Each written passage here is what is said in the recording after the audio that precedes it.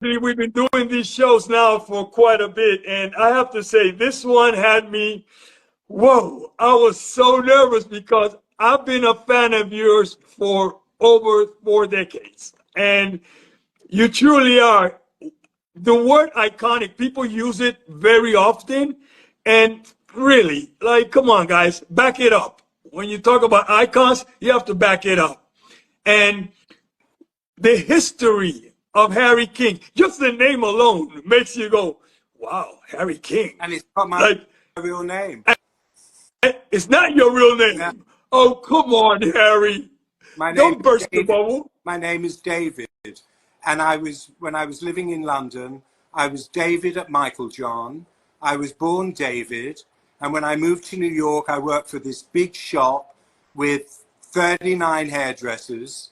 And there was already a David there. And my boss, who was very French, he says to me, you have to change your name.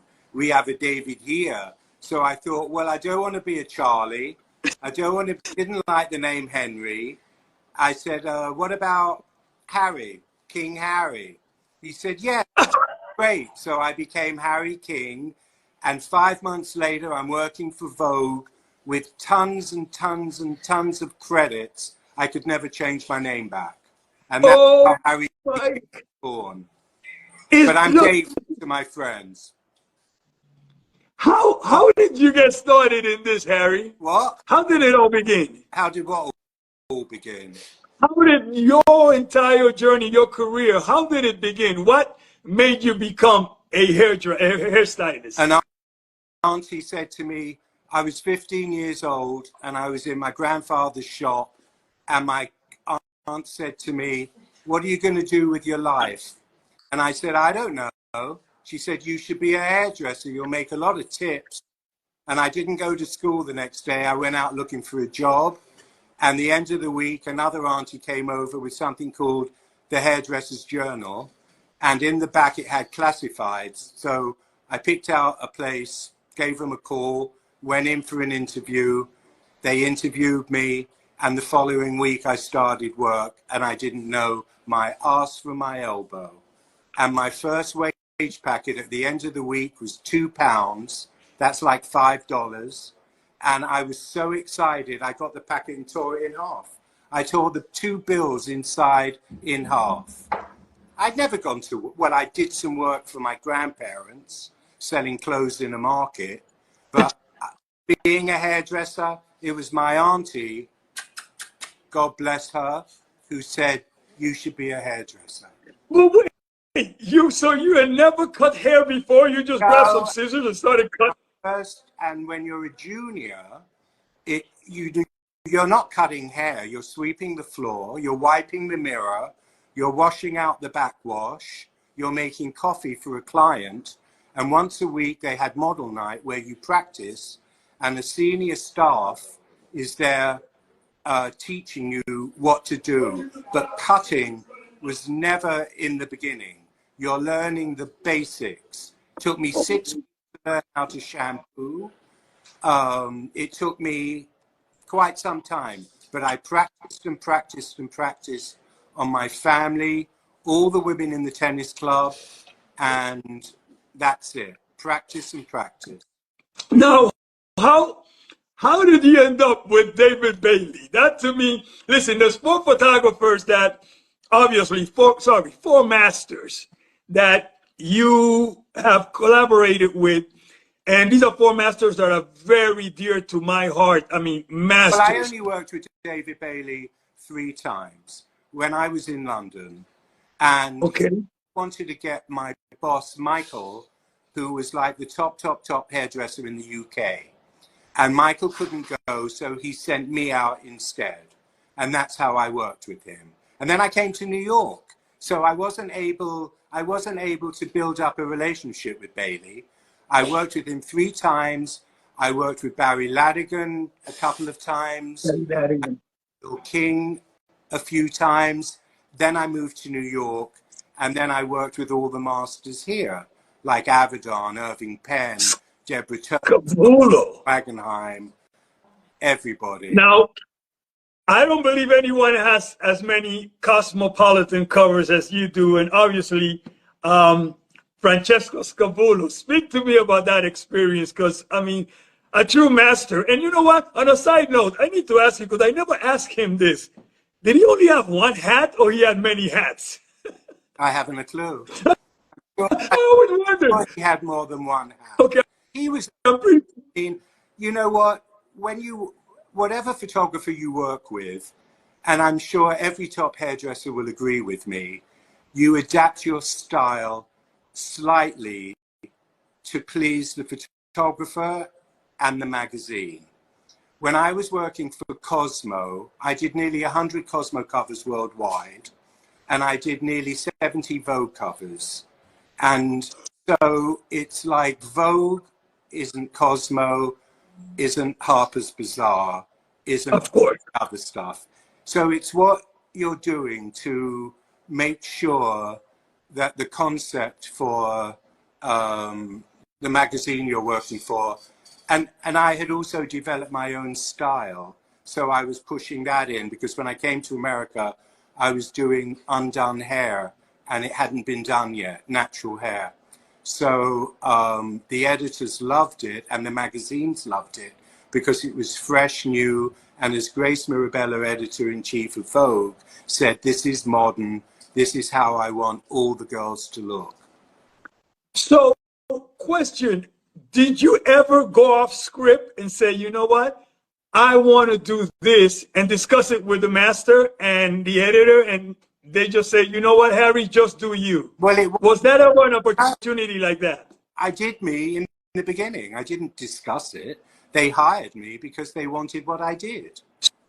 So you were always on the creative mode, like, oh, wait a minute, I think I could do this. I could chop her hair or do this or do that, color it or whatever. No, I never did. Tell me about.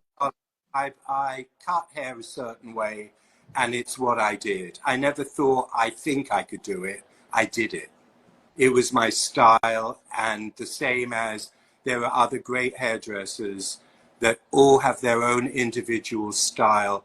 None of us think, I think we can do this. They all know what we can do, and we do it. And that's why we're hired. Question. Richard Avedon. First thing that comes to mind. What about him? First thing that comes to mind when someone says to you, tell me your experience with Richard Avedon, what's the first thing that comes to mind? Working in London, and every month American Vogue and Harper's Bazaar would be delivered to the salon.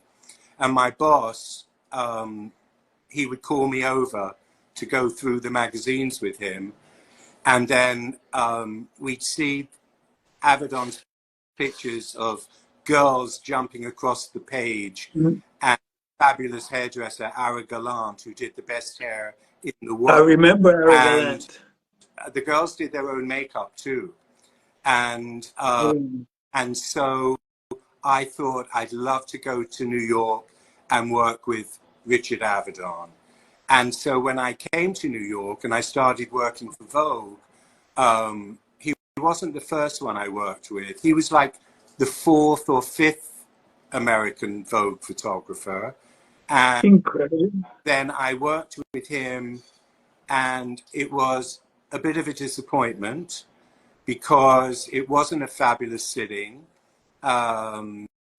It was Patty Hansen lying on, and her first time with Avedon. It was her lying on the floor hugging a boot, and with Rosie Vella, he stuck a safety pin in her ear because he wanted it to look punk, and punk was over, punk was done. And right. I thought, what's happening here? And that was that. And so then after a few weeks, I was dropped by Vogue for the first time. I think they dropped me 7 times and picked me up 8 times. And I took myself to the south of France, and I thought I needed to look at the big picture. And I looked at my life and I thought, you know what? No one's going to push me around anymore. So I come back to New York, and one of my first jobs is with Avedon. And so the models were Patty Hansen and Janice Dickinson, and we dressed the girl. The girl, Patty's made up, dressed. And we go to the set, and Avedon says to Polly Mellon, "What are we going to do with the hair?" So I said, "Well, I've got some ideas, you know." So he looks at me. Okay. I go in the dressing room. I start doing her hair, twisting, nodding, pulling, fucking it up, looked gorgeous. At the end of the booking, 2-day booking, Avedon sent me a letter that I still have, and a bottle of champagne, and very complimentary. And we had a nice little working relationship till I smoked pot in the studio. Oh my He did. goodness. Tell me about your Told me I should do coke instead. Now, No, I did. tell me about your experience with Irving Penn, because that's another master that I adore. Who? Irving Penn. Hard. He was hard. Was he? An amazing, amazing photographer. But remember, my hair was free, loose, natural, and Irving Penn was used to a very structured look. And it was very hard for us to work together. But lunch times were brilliant because I asked him so many questions about the past, what it was like to shoot in the 1950s and the 1960s.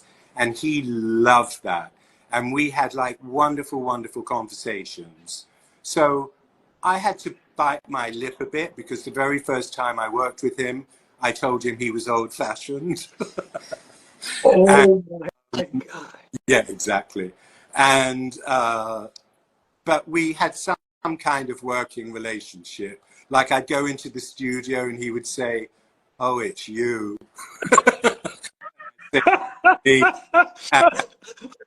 You know, every time I hear that, It was. "Oh, it's you," I think of Andre Leontali, because Andre used to say, every time I run into Andre, he would say, "Oh, it's you." And Andre, I don't want to go there. You know it. Question.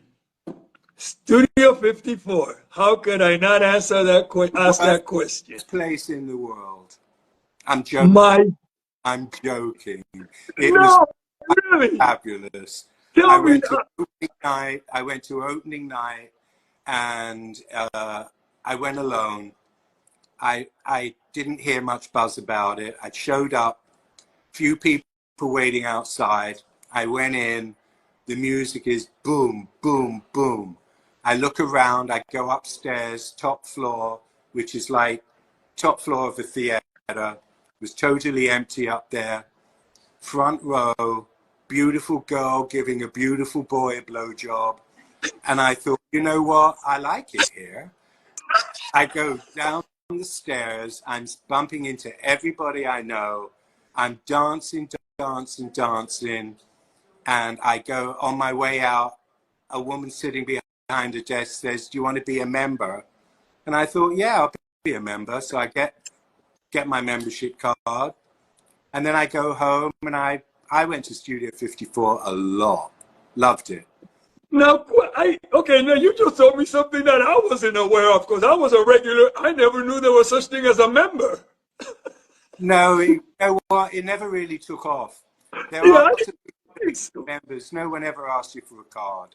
Yeah, I'm like, wait a minute, a membership? I don't know about that. I'm going to be going at it with you because we really have limited time, and I have so much to ask about with you. So many iconic humans that you've touched their lives, and what you've done with women's hair, and working with all these incredible masters and celebs.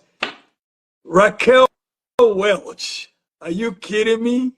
Raquel Welch, tell me about that experience. A wonderful beauty, gorgeous, neurotic, fabulous. She was fantastic. I worked with her a few times. Okay, But also, that was my next Sophia question. Loren was pretty cool. That was my second one, Sophia Loren. And I did give Elizabeth Taylor a haircut. even though she wasn't my client, she was Maury Hobson, another hairdresser. He used to do her I hair, remember. and Maury's dog was sick. And I bumped into Elizabeth Taylor at Scavullo's studio. She was upstairs being interviewed, and she asked me, we were introduced when we were leaving, and she said, "Do you want to come back to the hotel and do my hair?" And I said, "You're kidding, right?" So she said, "No, I mean it." So I said, "Okay." So I get in the limo with her and her assistant. We go back to the hotel, and her assistant was Asian and had very long, straight hair. And she said, "I bet you like to cut her hair." And I said, "My ego is not that big that I have to cut everybody's hair." So she said, "You want to cut mine?" I said, "Of course." I give her a haircut, and when I finished cutting her hair, she screamed. She said, "Oh my God, it's like the artichoke." And I said, "Alexandre." She said, "Yes." And we're screaming and laughing. And then I said, "He was amazing." I said, "The hair he did for you in The Taming of the Shrew." She said, "Yes, yes." And I said, "All those little braids." I said, "They're still talking about that in Hackney." She screams, because Hackney's like Queens, another. Right. And she said, "Oh, I found me another witty Englishman." And then I charged her, and that was the end of me. Good for you. I like the fact that you charge her. Celebrities get So away with too much free stuff. I charged her the next day. I went back the next day. I had 2 memorable nights with Elizabeth Taylor, and then Oh my. it got better. Tell me this. Your most, And Diana what Ross, was it like, Diana like Ross, challenging? Tell me, say that again? Diana Ross was pretty hot. Whoa. I I told met her once. you. What? And I I met her once and I froze. did the cover of Interview with her, and the spread inside was Who fabulous. did the cover? Who shot it? Chris von Wagenheim. Of course. Oh my God. And how was it working with her, with the diva here, the queen herself? Amazing. I bet. I bet. Tell me,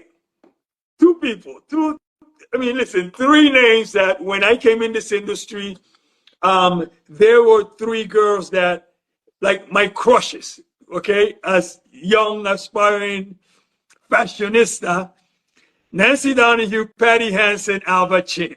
And I noticed that you're really tight with Alba and Nancy and Patty. Patty Hansen was actually my first crush as a model. Like I remember running into her at the elevator at Elite once, and I was Amazing woman. incredible, no? Amazing woman. And I used to call her Vogue's pinup girl. She was Vogue's pinup girl.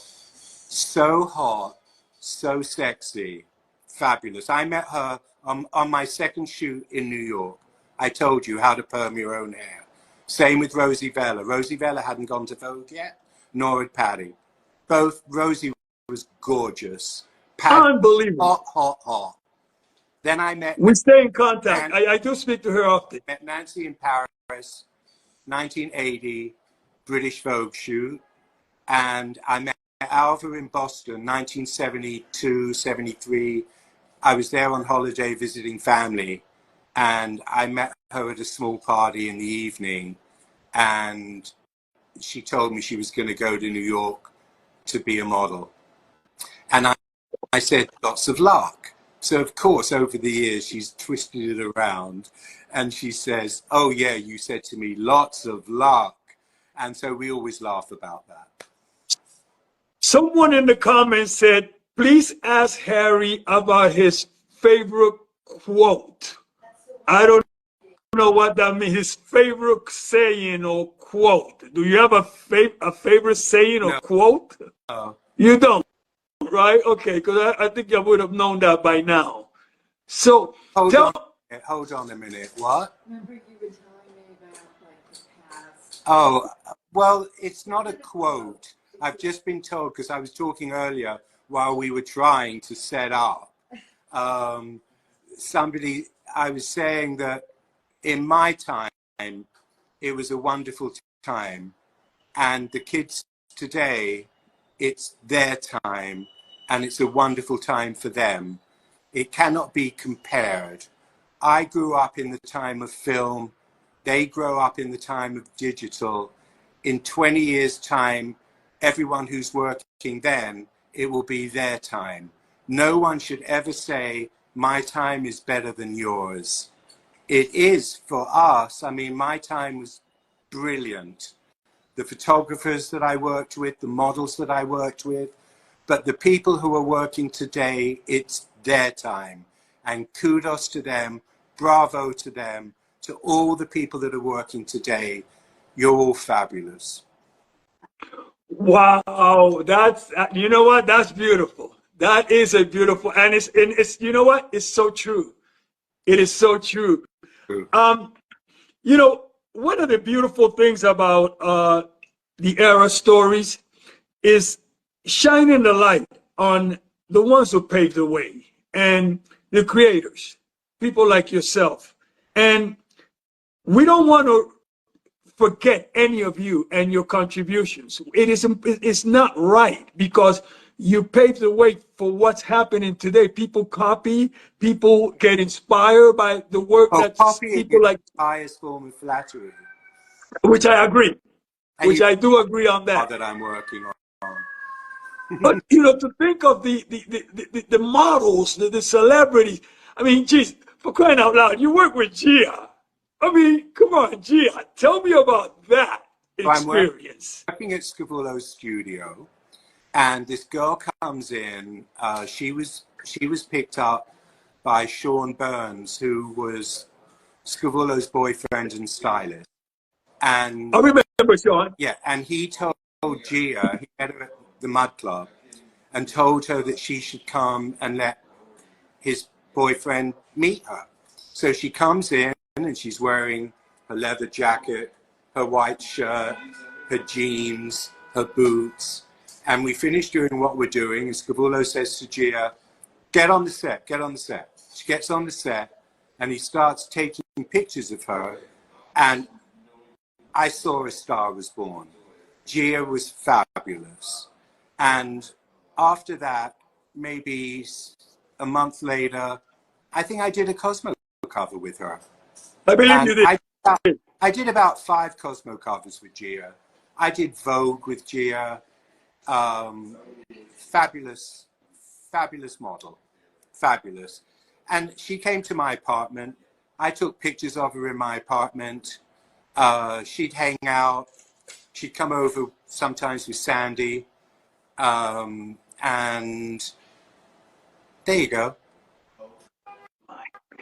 Tell me about of all the incredible trips you've done with these master photographers, hair, you know, makeup artists, models. Any one trip comes to mind that you say, you know what, that was possibly the most unbelievable trip of my life, of my career. Something that sticks to your I mind that, have a few, but one that does stick in my mind.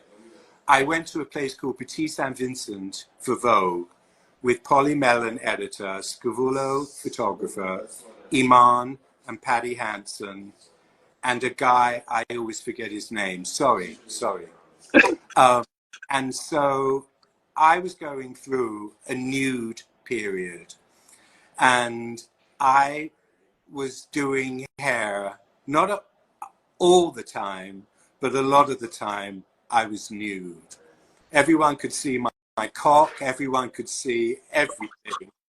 And Polly Mellon loved it. I'm walking along the beach with Paddy Hansen, who was topless, and Polly was saying, look at them, they're like Adam and Eve. And then Wade Bandy got in the act, and he's leaning against a plank of wood with a bit of fabric draped around him. And Polly goes by him and she says, Way, what a dear, clean little prick you have. oh, At his memorial, we were all asked to tell stories. I was sitting next to Polly, and I told her that story. She wasn't too happy. No, it's funny because that was going to be my next question. To please tell me your experiences with Way Bandy, who I also got to meet. He What was a fabulous. I worked with him all the time. He'd come to my apartment. I shot lots of video of him because I had a very early video camera that we plugged into the back of our video machines. It wasn't you just picked it up and shot it. And oh, he was genius. I traveled a lot with him. I mean, I was lucky in my time. My first makeup artist was Sandy Linter, and then it was, I love. and then it was Way, and then it was Alberto Falva, and then it was Vincent Nasso, and then so many of great people I worked with, so lucky, so many great makeup artists, so many great editors, photographers, because you're a team. You have a run with somebody and you work with them for a while, and then the model disappears because another model's come in. And then the same with all of us. We're all switched around. And I had a good run. And when my Right. time was up, I knew it. And I wasn't suicidal. It's the word fashion. And fashion means new. And you can't be new all your life. You have your moment, you exploit it, you're exploited, and you get it, That's for and sure. you have a great time. I had a great time. I have no regrets. You know, I love how you talked about the way you talk about the old and the new. And I'm gonna use that and make it stick in my life. You know, what we did was great. What's happening today is great. And what's happening today, 20 years from now, someone is gonna say, oh well, you know, everything keeps moving. Well, let's get real though. What's happening today is fucked, but we're not going there. We're just doing this here. I'm not going there. I'm not going Yeah, to we don't. talk Yeah, about, let's not. talk about stormy weather. Yeah. Get it? Okay. I'm just talked about my time today and in the future. You just finished a product. I don't know how long. Is it a new project or is it something that you were working on? But you just launched something with that Nancy Donahue. Tell me about that project. I know you love her. What about Nancy? No, you did a project that you launched a few weeks ago, about 2 weeks ago in New Not a York. project. Once a year, we throw a fashion reunion party, and we did our 13th party. We do it once a year. Twice we did it twice in a year, and it's not that we recreate, but the DJ played disco music. Everyone who came were ex-models, ex-photographers, hairdressers, makeup artists, people who love fashion, young people who love fashion, and the place was packed, and and we do it from 7 to 10, because I mean, back in the day, we went out at 10. I'm in bed at, Of course. so it's like, and I'm not doing tons of drugs. So it's like, nobody is really, only young people. And so it works. And Nancy and I do that every year, and we don't charge to come in. It's just wonderful to see everybody, and everybody's having a great, great time. Love it. Love Nancy. Harry, I cannot wait to get back to the city. One of my first stops is definitely going. I need to see this man in person. Okay. Because we have to do this live, you and I, face to face, Okay. so we can really dig into it. I really want to thank you from the middle. I never say the bottom, from the middle of my heart, for giving me this opportunity to, have a chat with you, because you truly are someone I admire. I cannot stop staring at your Instagram and going, what a life this man has had. Wow. Just what a life. It's been a fantastic ride. I What have a great, ups and downs, but life is all about that. yeah. And we all learn by our mistakes. You Mistakes are know, thrown away and we learn by that. I'm going to leave you with something that was said to me a few weeks ago, and it was so incredible. A friend of mine said, Omar, life is like, think of a surfer. You go out to the ocean, you paddle out, and you sit there. Sometimes there's a good wave. Sometimes there's a bad wave. Sometimes there's a wave that goes for a long time. Sometimes there's a wave that just crashes immediately. And sometimes there's just no waves. But the show goes on. You keep it moving. And with that said, I want to thank you, Harry. Thank I you. want to thank the team at Aero Model Management, the team at Major Models, New York, Milan, our wonderful producer, Nadia, for giving us this platform for us to chat and exchange stories with everyone. And Harry, as I said, I cannot wait to get to New York and see you face to face and give you a big hug. Okay. Nice meeting. Thank you for the Thank opportunity. you, everybody.